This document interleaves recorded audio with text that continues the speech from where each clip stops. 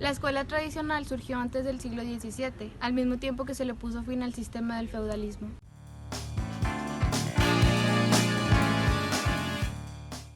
Jane Amos Comenius nació el 28 de marzo de 1592 en Moravia, región de la actual República Checa. Se le conocía como el padre de la didáctica. Después de completar sus estudios en Alemania, volvió a su país natal. Más tarde, a la edad de 24 años, fue ordenado sacerdote de la Unión de Hermanos Moravos. Comenius se empleó como maestro de latín en el gimnasio de Leszno, una escuela para preuniversitarios. No obstante, al poco tiempo se sintió descontento con los métodos inadecuados de enseñanza, y con buena razón. El sistema escolar de la época se encontraba en un estado deplorable.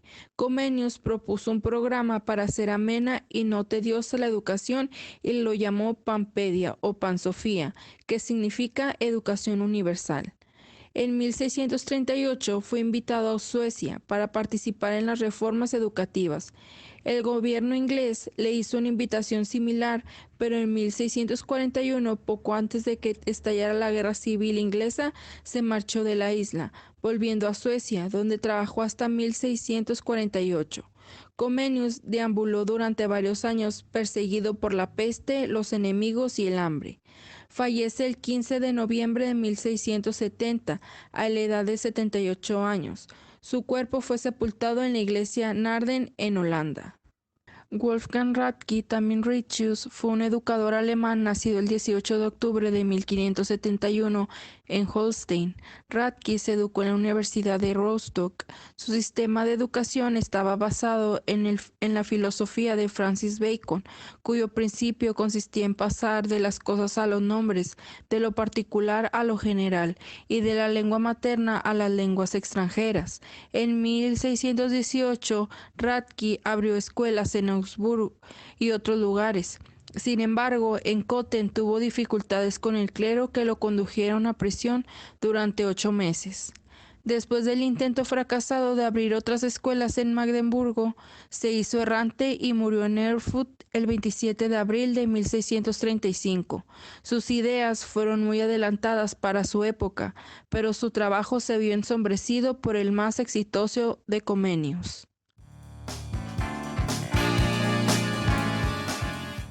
La escuela tradicional es el método de enseñanza que predominó en la Edad Media y en la moderna. Fue sustituida en la Edad Contemporánea por la escuela nueva. La filosofía de la escuela tradicional consideraba que la mejor forma de preparar a un niño era formar su inteligencia, su capacidad para resolver problemas, su aptitud y actitud de atención y por último desarrollar su esfuerzo.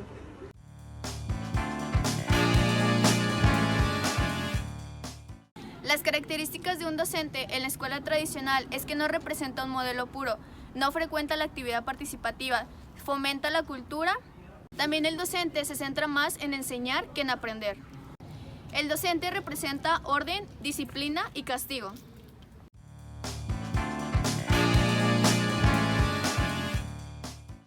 El papel del alumno en la Edad Media se entiende como la repetición del maestro y el alumno se limita solo a memorizarlo. Muchas veces el alumno intentaba dar su opinión o hacer algo de manera original y era mal visto por el docente o muchas veces hasta era castigado. No existía interacción entre el docente y el alumno y el proceso educativo era unilateral, ya que el docente brindaba los conocimientos y las herramientas y el alumno se limitaba a memorizarlos y hacerlos tal cual. Así el alumno se convertía en un sujeto pasivo dentro de la educación.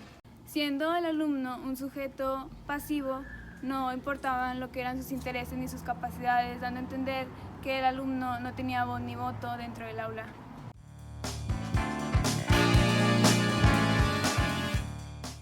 Básicamente, el alumno es el receptor de todos los conocimientos que el maestro le está impartiendo.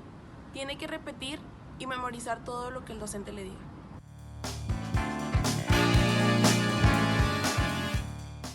Algunas de las ventajas es que el trato directo con los alumnos permite la empatía. Otra ventaja es que el maestro acompaña al alumno en el proceso aprendizaje-enseñanza y resuelve sus dudas cuando el alumno lo requiere. Otra ventaja es que esto permite la solidarización de los alumnos y el trabajo colaborativo. Por último, permite la creatividad del maestro en el momento de que él esté impartiendo la clase.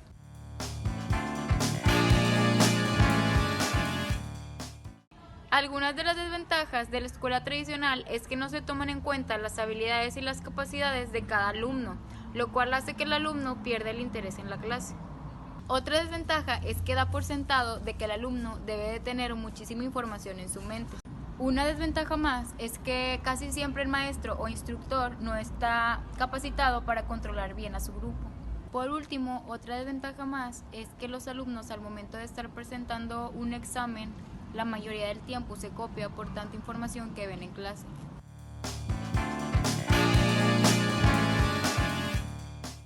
Se dice que la evaluación mediante exámenes es característica del paradigma tradicional. Este tipo de evaluación da como resultado un número y mide el grado de aprovechamiento escolar del alumno. El docente no toma en cuenta las potencialidades de los alumnos y básicamente es cuantitativa.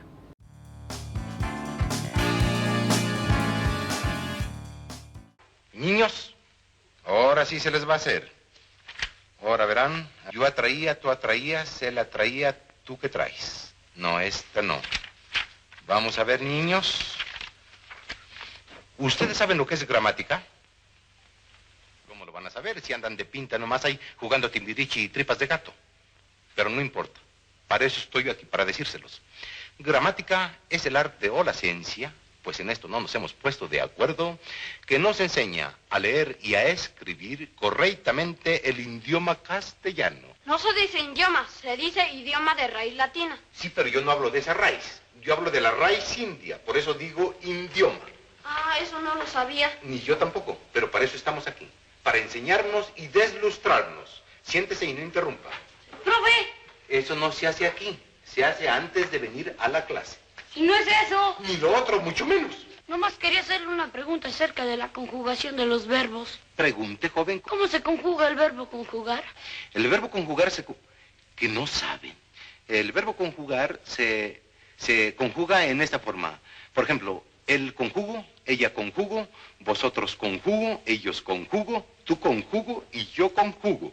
¿Y por qué siempre dice usted conjugo? Porque me gusta mucho el de naranja. Pregunten, nomás pregunten, aquí me lo estoy clachando.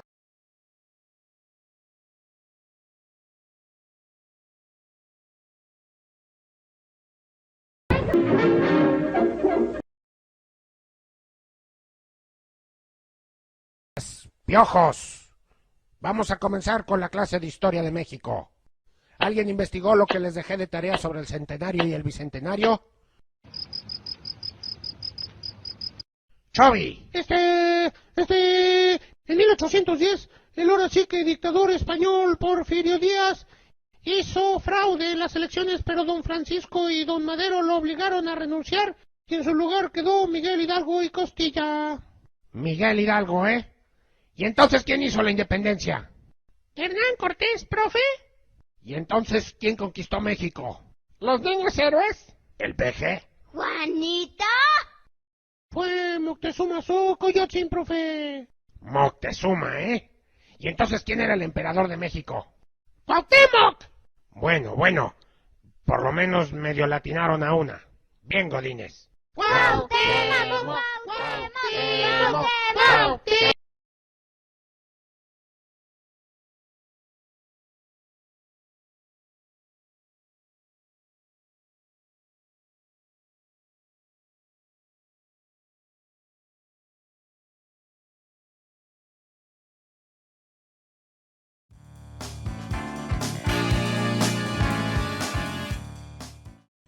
Bueno, mi experiencia escolar fue de que mis maestras de primer año a tercer grado pues fueron unas maestras muy tolerantes que nos permitían interactuar entre compañeros, con ellos, nos ayudaban a participar en la clase, nos ayudaban a trabajar en equipo, siempre que la manera más de no dejarnos mucha tarea, ayudarnos a trabajar en el salón siempre, e incluso motivarnos para participar en festivales, ayudar a desenvolvernos como personas, Ya entrando a cuarto año ya tuve un maestro muy diferente, que era mucho más estricto, que le gustaba que fuéramos bien cumplidos, que fuéramos bien puntuales, que siempre obtuviéramos el primer lugar en asistencia, que tuviéramos el primer lugar en promedio, porque en aquel entonces se utilizaba mucho el concurso entre los grupos y ahí cada grupo participaba con promedio, con asistencia y cosas así. Cuando nosotros no llevábamos alguna tarea, llegábamos al extremo de que ponga la mano y nos daba con la tabla, con la regla, con la tabla. Ese era su sistema de trabajo. Entonces ya en quinto grado, en sexto, pues ya fue lo normal, o sea, los maestros ya pues un poquito ya entrando tocando el tema de la responsabilidad, de que no tienen que llegar tarde, de que ya tienen que ser más cumplidos, de que tienen que cumplir más con las tareas. Los procedimientos de trabajo eran de lo más sencillo, porque pues nosotros no nos tocó nada de tecnología. Cuando nosotros teníamos que investigar una tarea, pues era normalmente en enciclopedias. El sistema siempre estaba pegado más a los libros, y cualquier información que ellos necesitaban, pues ellos la investigaban ya con anterioridad, preparaban su clase y ya nos lo daban a conocer a nosotros, y ya nos daban el procedimiento de cómo se iba a hacer tal o cual trabajo, de qué libro, de qué materia. Y pues realmente me tocó lo sencillo. Para referirme al modelo educativo tradicional, voy a mencionar algunos aspectos de mi vida como estudiante, ya que durante mi experiencia docente en realidad no he implementado tal modelo en el aula. Sin embargo, en mi etapa de estudiante me eduqué de esa forma, recibí mi educación en el aula de esa forma. Y respecto a eso puedo mencionar que la disciplina era diferente a como es ahora. Los nuevos modelos educativos relajan la disciplina en el aula, y sabemos que la disciplina es un aspecto muy importante para lograr un aprendizaje significativo en los alumnos. Otra de las cosas es el aspecto de la repetición, la memorización, el repaso. Los que crecimos y asistimos a una escuela tradicional tenemos presentes ideas, conceptos que adquirimos en esa etapa mediante ese método y que aún recordamos. Entonces, lejos de tomarlo como una desventaja, para mí sería una ventaja algunos de los métodos que se utilizan en la escuela tradicional. Mencionar también el aspecto de que la escuela ahora nos obliga o nos condiciona a seleccionar a nuestros alumnos por niveles. Antes no era así. La escuela tradicional, el conocimiento que se impartía era generalizado, y eso obligaba a los alumnos de menor rendimiento a estabilizarse, a llegar al mismo nivel de los demás. Nos obligaban tanto el maestro como el aspecto familiar. La escuela era muy apoyada antes por la familia, por los padres de familia, mucho más que ahora. Entonces, el que se usara un método que no hiciera diferencias entre los alumnos obligaba, como dije antes, a los de menor rendimiento a estabilizarse, a alcanzar el nivel de los demás. Era una exigencia tanto escolar como familiar.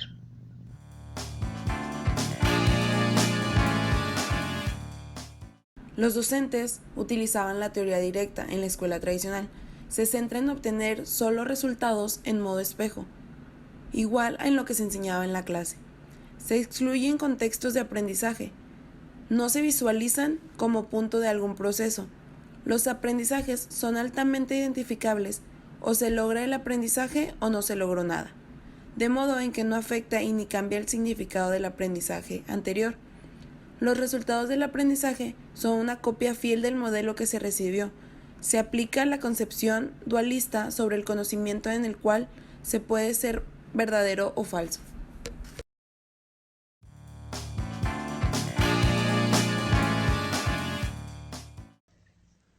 En la educación actual, Jean Piaget y Lev Vygotsky, ambos autores, tienen influencia con sus seguidores y críticos. Se han catalogado a ambos científicos y pedagogos como representantes de la educación constructivista, aunque debe aclararse el constructivismo como un conjunto de corrientes en oposición al conductismo, en la medida que el sujeto conoce y aprende las cosas a través de un complejo sistema cognitivo interno que les va permitiendo construir sus saberes. Una de las aportaciones más importantes de esta teoría es que el individuo, en este caso los alumnos, son el autor principal de su aprendizaje. Cada alumno estructura su conocimiento del mundo a través de un patrón único, conectando cada nuevo hecho y experiencia o entendimiento a una estructura que cree de manera subjetiva y lleva al aprendizaje a establecer relaciones significativas con el mundo, es decir, cada alumno construye su propio conocimiento. También implica la participación del profesor con el alumno, en este caso, en un guía principal en su aprendizaje, para facilitar, liberar, preguntar y reflexionar lo que se está aprendiendo, para así fortalecer y adquirir los nuevos conocimientos. La escuela tradicional se relaciona de la manera metodológica utilizada por la escuela, la cual imparte conocimientos paralelos respecto a la vida real, conocimientos muchas veces abstractos para un gran número de alumnos. La utilización de estos conocimientos eran difícilmente apreciables. La escuela constructivista, en cambio, propone enseñar a los alumnos desde situaciones reales. En la escuela tradicional se basaban en la vida real y en la teoría constructivista en situaciones reales. Ambas hablan de conocimientos reales, pero la escuela constructivista empieza a construir el aprendizaje del alumno sobre lo ya conocido.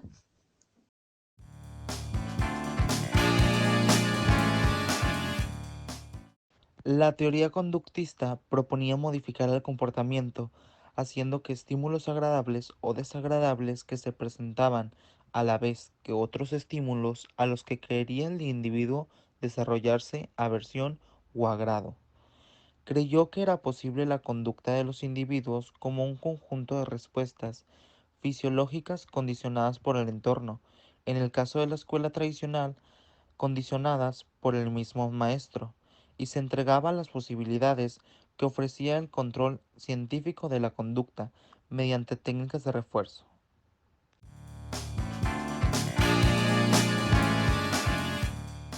La teoría conductista se basa en las teorías de Iván Pavlov, se centra en el estudio de la conducta observable para controlarla y predecirla. El conductismo prescinde por completo de los procesos cognitivos. Para él, el conocimiento es una suma de información que se va construyendo de forma lineal. Busca únicamente que los resultados obtenidos sean los deseados, despreocupándose de la actividad creativa y descubridora del alumno. Simplemente reciben información, no suelen tener una idea de conjunto de hacia dónde van. Se trata de escuchar, asimilar y repetir lo explicado. Lo importante es la memoria y los procesos de aprendizaje que entran en juego y que son de bajo nivel. El conocimiento se les presenta de forma final y definitiva, generalmente a través de libros de texto que tienen en este sistema una importancia central.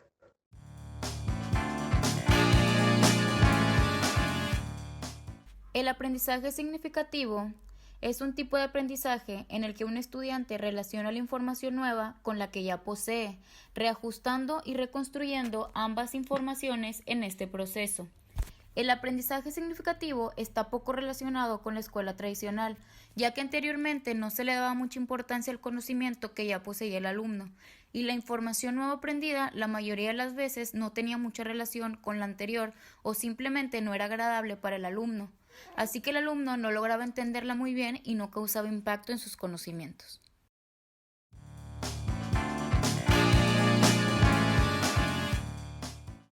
Diferencias de la escuela tradicional y el ABP en el contenido de clases. En la escuela tradicional, los docentes organizan el contenido en exposiciones de acuerdo a su disciplina. En el ABP, los docentes diseñan su curso basado en problemas abiertos. Los docentes incrementan la motivación de los estudiantes presentando problemas reales. Diferencias de la escuela tradicional y el ABP en la forma de trabajo. En la escuela tradicional, los alumnos trabajan por separado de manera individual. En el ABP, los alumnos conformados en pequeños grupos interactúan con los docentes quienes los retroalimentan. Las diferencias del aprendizaje tradicional y el ADP, aprendizaje basado en problemas, se clasifica de la siguiente manera. Docente, aprendizaje tradicional. Asume el rol del experto o autoridad formal. ADP, tiene el rol de facilitador, tutor, guía, mentor o asesor. Siguiente. Alumno. Aprendizaje tradicional. El alumno es visto como receptor pasivo de información. ADP. El docente busca mejorar la iniciativa de los alumnos y motivarlos. Los alumnos son vistos como sujetos que pueden aprender por cuenta propia.